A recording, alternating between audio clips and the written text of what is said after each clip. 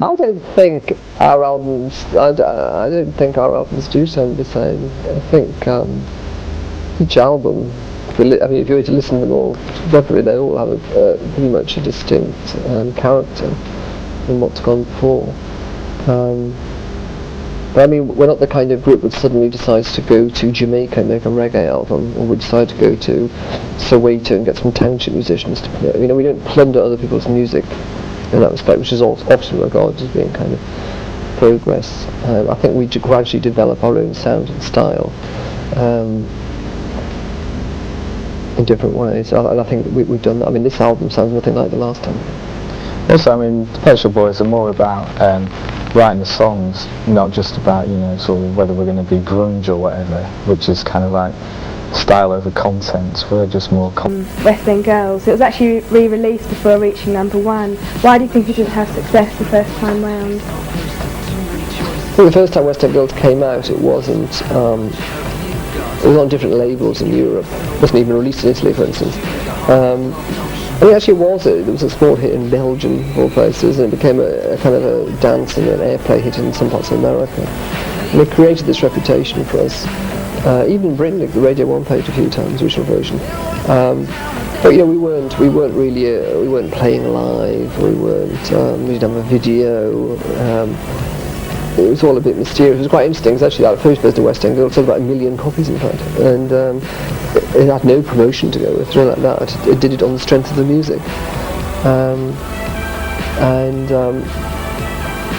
and we remade it, and by that time I think it had some sort of reputation, and we'd signed to EMI, and it got pushed behind.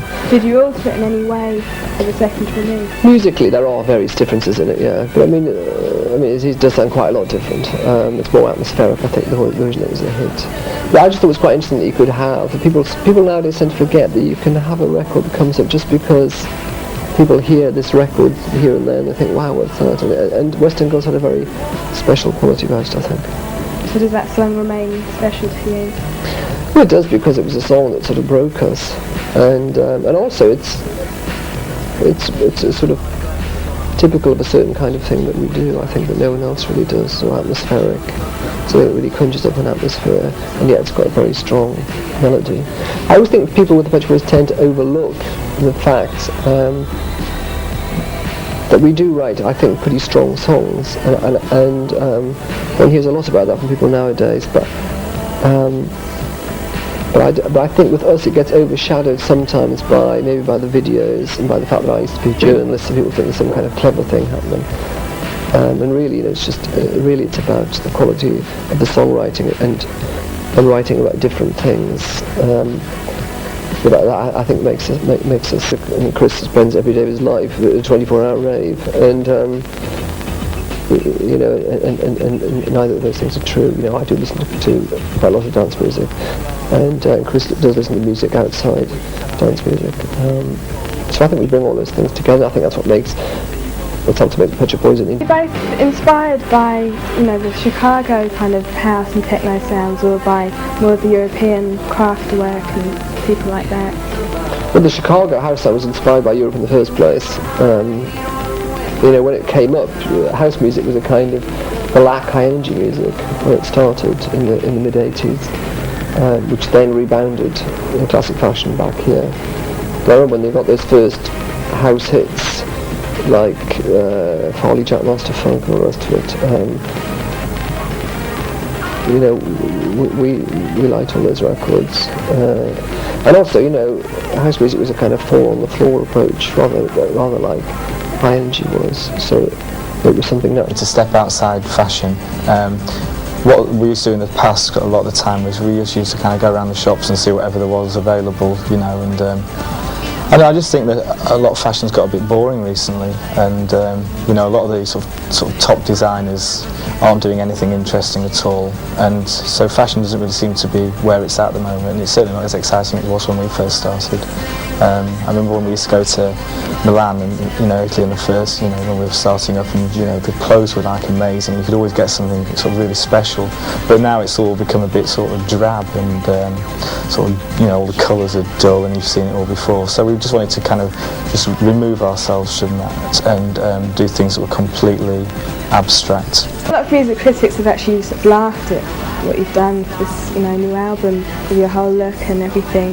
And does that bother you? What music critics think? No, I wouldn't have thought so. I don't care. So you're not out to take yourself seriously? Well, no, I think you don't dress up like that if you don't want to have people who think strongly about what you've done, to have an adverse reaction to it. If you don't, if you're sort of a grunge person or whatever, and you just want to dress dowdy, then you're obviously not making any challenging statements, or so we've done it to be, what's the word, provocative. I think it's interesting how quickly you get used to the looks, though. I remember when we first did the pointy hats thing, I thought, oh God, how can we do this? It takes quite a lot of nerve. And and then now if it came on, the video comes on, you don't think of it as being, you think, oh, it's the Pet Shop Boys, don't you? But do you wake up in the morning and put that out? No, I don't work at home. Well, not normally anyway. Just when you've got guest rounds for dinner. That's right, exactly. Once it's very difficult because the hats bump into the doors, About homosexual issues, and I know that you're appearing in a benefit show to lower the age consent for gay men. Can you tell me about some of the other artists who are joining in this and how much you think you're going to achieve? We were asked to do this concert because in England, in Britain, the law